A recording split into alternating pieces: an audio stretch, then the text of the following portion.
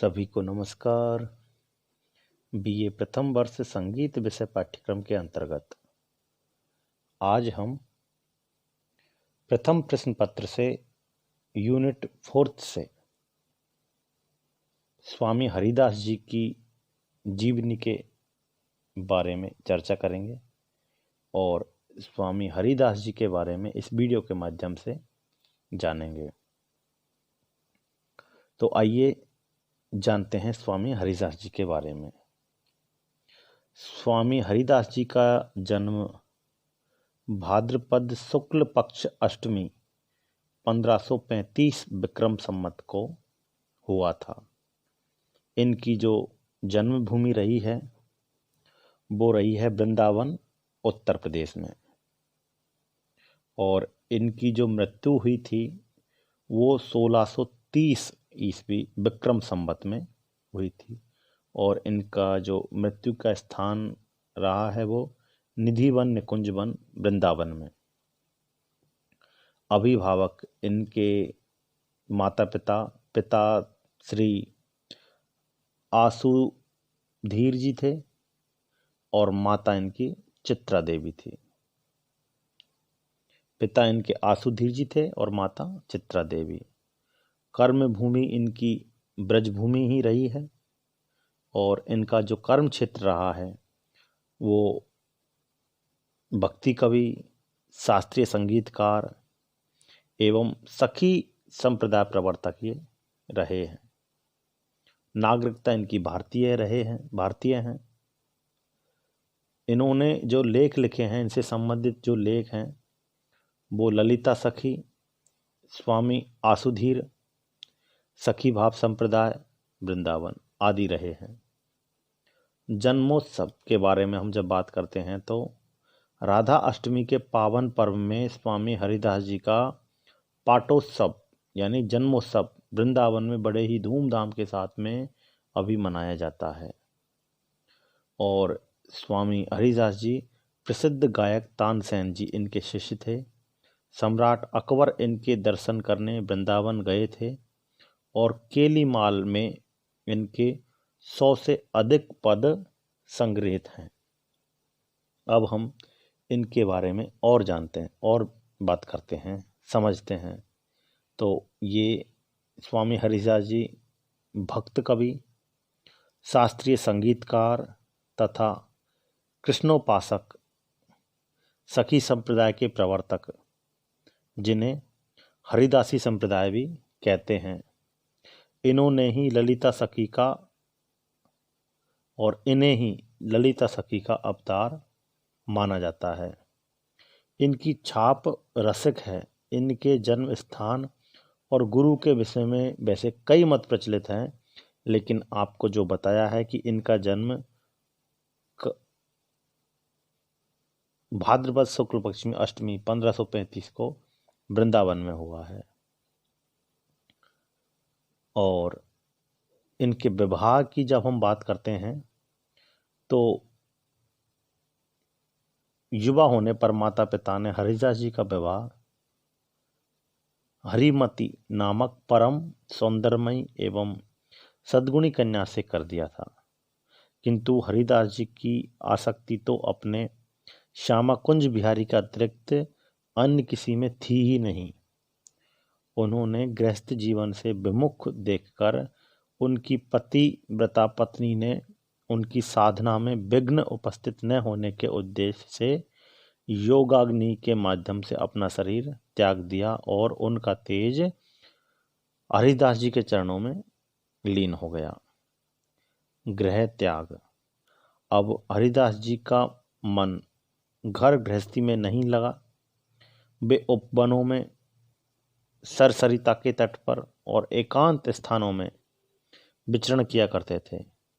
एक दिन अवसर पाकर 25 वर्ष की अवस्था में एक विरक्त वैष्णव की तरह वे घर से अचानक निकल पड़े।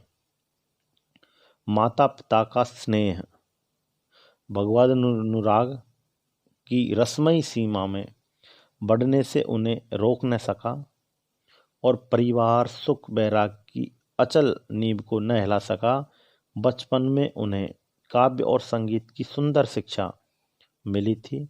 इन दोनों कलाओं के अभ्यास का सुख उन्होंने भगवान श्री कृष्ण के चरणों पर न्योछावर कर उनके सरस यशगान को ही अपनी साधना की परमोत्कृष्ट सिद्धि उन्होंने समझा और उन्हीं की वो सेवा में लगे रहे। अब हम देखते हैं कि स्वामी हरिदास जी का वृंदावन प्रस्थान कब रहा। तो विक्रम संवत 1560 ईस्वी में 25 वर्ष की अवस्था में हरिदास जी वृंदावन पहुंचे। वहां उन्होंने निधिवन को अपनी तपोस्थली बनाया। हरिदास जी निधिवन में सदा श्यामा कुंज बिहारी जी के ध्यान तथा उनके भजन में तल्लीन रहते थे। स्वामी जी ने प्रीतम की युगल छवि श्री बांके बिहारी जी महाराज के रूप में प्रतिष्ठित की। हरिदास जी के ये ठाकुर आज असंख्य भक्तों के इष्ट देव हैं। वैष्णव स्वामी संप्रदाय के हरिदास जी को श्री राधा का अवतार मानते हैं। श्यामा कुंज बिहारी के नित्य विहार का मुख्य आधार संगीत है। उनके रास विलास से अनेक राग रागनियां उत्पन्न होती हैं और ललिता संगीत की अधिष्ठात्री देवी मानी गई है। ललिता अवतार स्वामी हरिदास संगीत के परम आचार्य थे।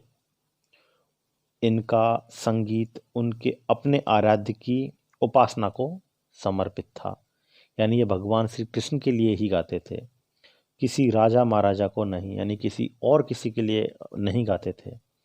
बैजू बावरा और तानसेन जी जैसे विश्व विख्यात संगीतज्ञ स्वामी जी के शिष्य थे। मुगल सम्राट अकबर उनका संगीत सुनने के लिए रूप बदलकर वृंदावन आया था और विक्रम संवत 1630 ईस्वी में स्वामी हरिदास जी का निकुंजवास निधिवन में हुआ। सखी संप्रदाय स्वामी जी ने एक नवीन पंथ सखी संप्रदाय का प्रवर्तन किया। उनके द्वारा निकुंजोपासना के रूप में श्यामा कुंज बिहारी जी की उपासना सेवा की पद्धति विकसित हुई। यह बड़ी विलक्षण है। निकुंजोपासना में जो सखी भाव है वह गोपी भाव नहीं है। निकुंज उपासक प्रभु से अपने लिए कुछ भी नहीं चाहते, बल्कि उसके समस्त कार्य अपने आराध्य को सुख प्रदान करने के लिए होते हैं। श्री निकुंज बिहारी जी की प्रसन्नता और संतुष्टि उनके लिए सर्वोपरि होती है।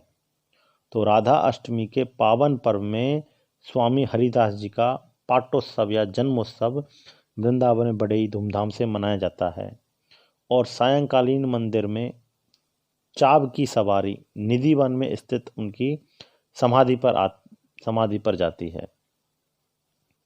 ऐसा माना जाता है कि ललित अवतार स्वामी हरिदास जी की जयंती पर उनके लाडले ठाकुर जी श्री बांके बिहारी जी महाराज जी उन्हें बधाई देने श्री निधिवन निकुंजवन पधारते हैं और देश के सुप्रसिद्ध संगीतज्ञ निधिवन में स्वामी जी की समाधि के समक्ष अपना संगीत प्रस्तुत कर उनका आशीर्वाद लेते हैं। अब देखते हैं इन्होंने किस संप्रदाय को, तो हम बात करते हैं हरिदास संप्रदाय की। तो वृंदावन के आधुनिक सर्वाधिक महत्वपूर्ण संप्रदायों में से एक उल्लेखनीय संप्रदाय है, वो है हरिदास संप्रदाय, जिसकी संस्थापना स्वामी हरिदास जी द्वारा हुई थी।